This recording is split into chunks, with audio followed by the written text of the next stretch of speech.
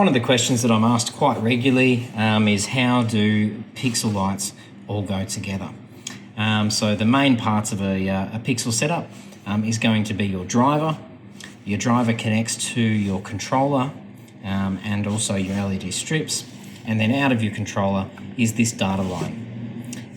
There's quite a few different brands of controllers. This is one that I'm using here in the workshop, but you'll see that it's got actually power out on the controller. I tend to not use that. Quite often these terminals are too small for the cable that I want to use for the length of runs that I'm using. So all I'll take out of this is the data line. So long as this controller is connected to the same power supply as the LED strip, then you're not going to have any issues with that whatsoever. If it is connected to a different power supply, what you need to do is link the ground wire to the other power supply so that they have both got the same reference to ground. So what I'm going to go through here quickly today is just how to set up pixels, how to get them right, and some little issues that you might run into along the way. So the first thing we need to do is get some cable ready. So what I'm going to do is just strip off this cable. And we put this into the controller. Now normally I wouldn't use the positive and negative on the controller, but in this case I am going to, just to make it more simple for the video, although I do highly recommend running separate power cables to it. So you can see we've got positive, clock, data and ground. The LED strip we're using today doesn't have a clock signal. Some LED strip will, but it isn't required in this case and for these LED strips. So what I'm going to do is just connect these up one by one.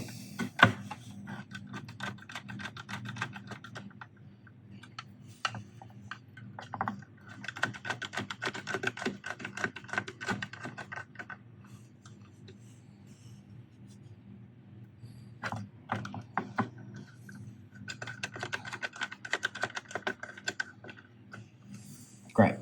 So I've got all these connected together. I'm just going to unplug it from here for now, and then we'll plug it in when we go to do some testing. The next thing we're going to need is some LED pixel strip. For this setup, I'm going to take you through everything. So I'm actually only going to use a single pixel out of this LED strip. So what I'm going to do is just going to cut this off here. And we're going to connect a single pixel up to this controller, and then we're going to add another pixel, then we're going to add another pixel and do it wrong, and I'll show you what happens both ways. So this might be a little bit of a longer video, but hopefully it's got a little bit of information in there so that you can understand the system a little bit more. So out of our controller now, we've got the 3 wires. The power wire doesn't have to come from the controller. It can just come from the same driver that you're using to run everything. As I say in all of my soldering videos, I always use flux just to, when I'm tinning the wires, always put flux on there. It just makes everything go together a lot nicer. So I've put a little bit of solder onto my soldering iron, and then I'll just touch on each of these. It doesn't matter if the insulation gets a little bit melty on these. Once it cools down, it'll go back to being hard. So you're not gonna break anything by doing that. And to make this easier for this demonstration, I am gonna just stick this LED strip here.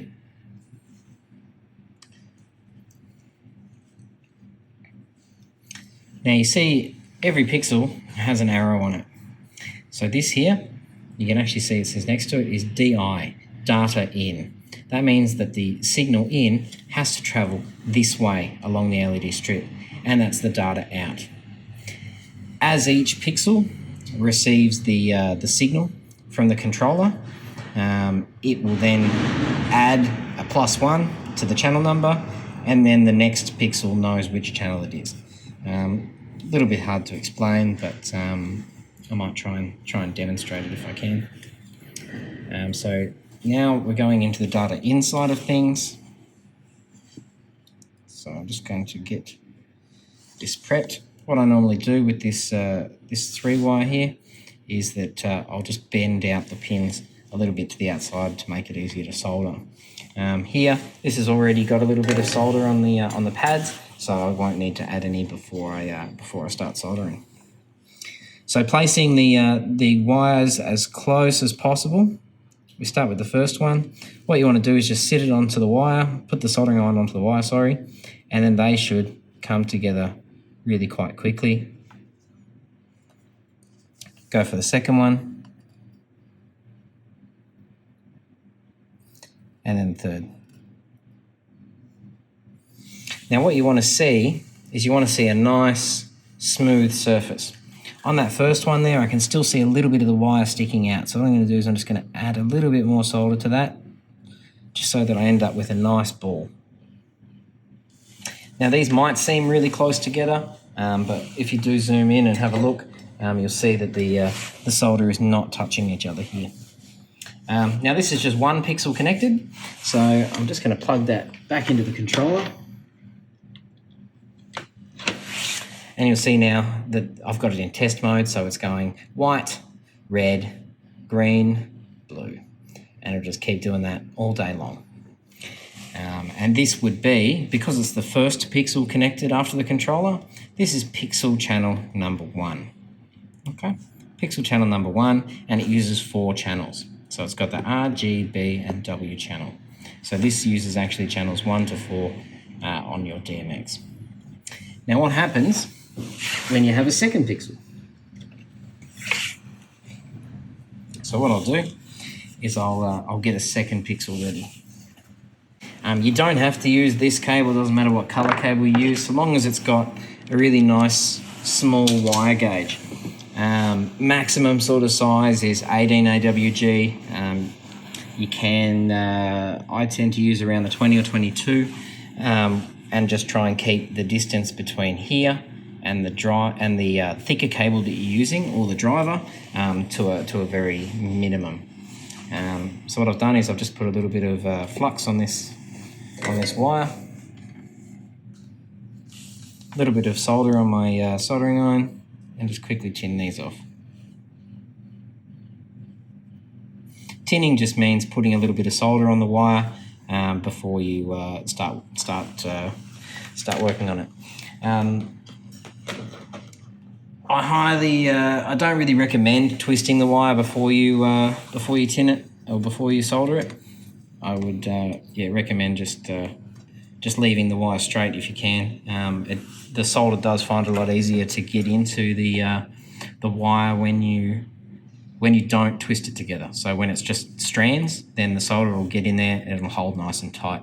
If you do twist it all together, then the solder can't get in the middle, you might run into some issues of wires falling off a little bit later on. So what I'm going to do is just put a little bit of solder on each of these pads here.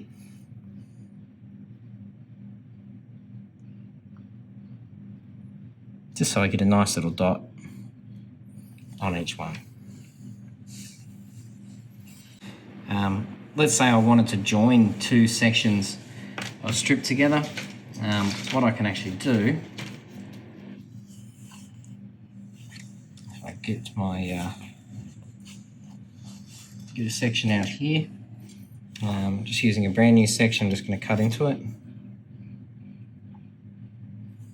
The way I do this, whenever I'm joining sections together, let's get my soldering iron over here.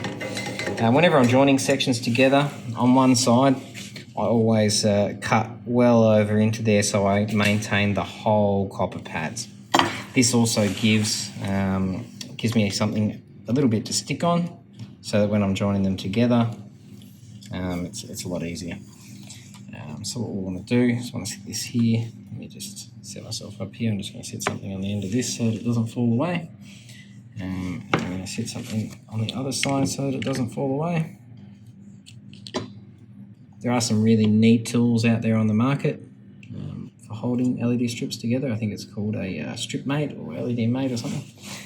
I've ordered one, but it hasn't come in. So now when I want to join these together, I don't pre-solder the other one because it's sitting on top of it, then it wouldn't sit on there flat anymore. So just pre-solder one side and then do this. Also highly recommend getting a little bit of flux if you can and putting that onto the terminals, and it just wipes off later. So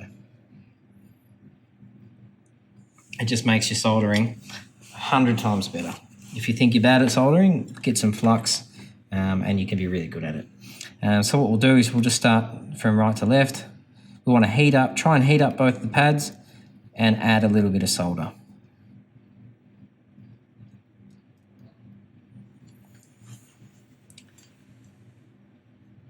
So we'll heat up the pads, add a little bit of solder. You might need to just encourage it to stick to the other pad with your soldering iron. And gently add some solder. This is why using flux really helps. It really stops these balls of solder from sticking to each other. It really, really does. Once you've done that, you can clean off the flux. If you've got a little bit of isopropyl alcohol, like I do here, I like to just squirt a little bit of isopropyl alcohol onto a rag or directly onto the soldering. Just wipe off any of that excess flux. Now, as I only had really small pads on the other side, this isn't the best soldering job I've done, but it will work. So yeah, try and give yourself try and cut it off so that you maintain as much of that pad on there as you can. So now if I grab the end of this cable and I plug it in, you'll see that now not only the pixel that we had on there first, but all the pixels after it are going to be working. That solder join, it's going to be nice and strong. So yeah, you just want to leave this like this. This section now, I'm just going to unplug it again. The way we describe this is pixel number 1. After the data out, this now becomes pixel number 2. So we can individually control each of these pixels. Now, if you do make a mistake and you get something wrong, let's say, for example, let's move up here a little bit. I'm just going to cut this off.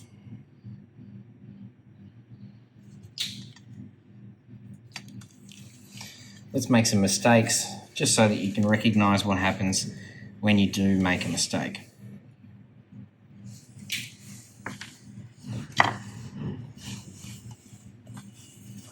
Now, typically people won't join LED strips together the wrong way, because you'll notice that the 12 volt, they're on different sides, the grounds are on different sides, and the data out and data out are together. However, if it is over some cable, people do hook them up the wrong way. So what I'm going to do is I'm just going to put a little bit of wire onto this and onto both sides of this. And then I'm going to wire it up the wrong way and show you what happens.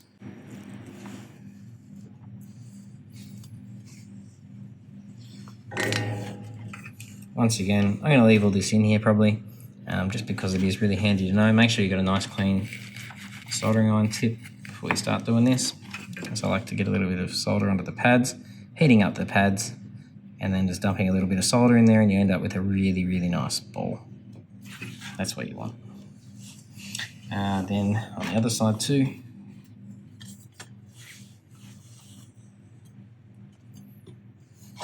get something to hold your things down if you can. I like using the little sticky underneath here.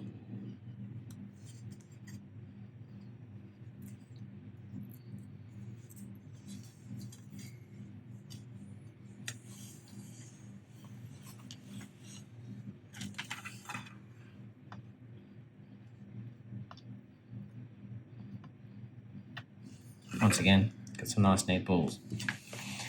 If I get a little bit of cable, we'll solder that on, and then we'll join this up the wrong way, and we'll see what happens. Now, so this is out in the field, and you've connected these LED strips around the wrong way. This is what it's going to look like when you do that. So the signal is coming this way down here, and then maybe you've wired off to another one and you've installed that one around the wrong way. Let's see what happens when we fire it up.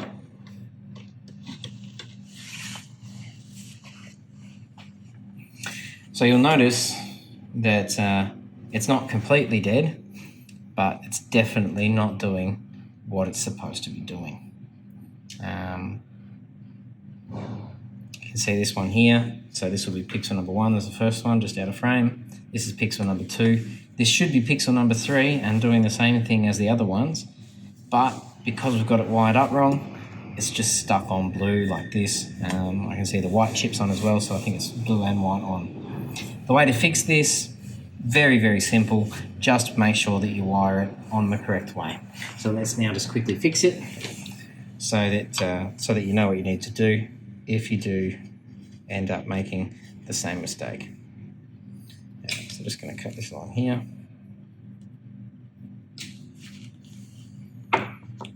Strip off these wires.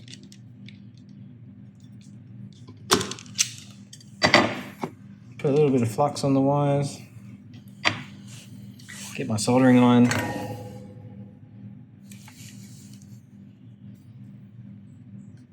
Solder this. Tin the wires. So I'm just tinning the wires here. Just rub a little bit of solder onto it. I always clean my tip after I tin wires because there's always too much solder on there. Now this bad boy is around the wrong way. So what we're going to do is we're just going to grab this strip and we're going to spin it around. Let's say you had it mounted up in some extrusion. You could just pick it up and then mount it the correct way. These pads, I would not attach anything to pads that have been cut off like this. I would then go in and use a new section,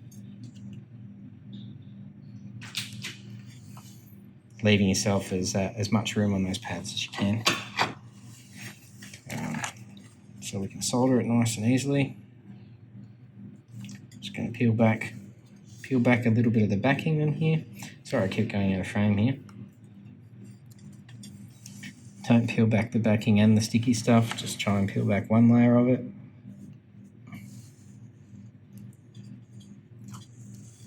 Like that. This is the one from a previous video where we did a power injection on it. Doesn't matter if that's there, it's all good. So just stick this here. When we want to solder to the strip, what we need to do is we just need to get a little ball of solder on each of these pads. So just as we have before, heat up the pad, drop a little bit of solder on there and let go. And you end up with a really nice ball. Heat up the pad, drop a bit of solder, let go. Heat up the pad, drop a bit of solder, let go. That's it. Don't put too much solder. If you put too much solder, these pads will join together. So yeah, you definitely don't want that happening. Then you start shorting things out and you'll have a problem with the strip. The good thing is with this type of LED strip, wherever you've made the mistake, it'll generally work up until the point where you've made the mistake, and then it will stop working thereafter. So it's very easy to identify where the problem is with the pixel strip. So what I do is I've spread out my wires a little bit. So I set them on there one by one, just touching on them, get them done together. And there's not quite enough solder on that one, so I will add a little bit more once I've done the others. Yep. What you want on top is a nice little ball. You don't want to see the shape of the wire on the top of it, so this one just needs a little bit extra solder. And you end up with a really nice ball there.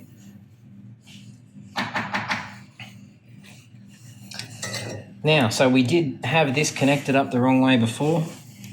That was on this section here. Still got the whole thing here, so let me just make it so you can see the whole thing.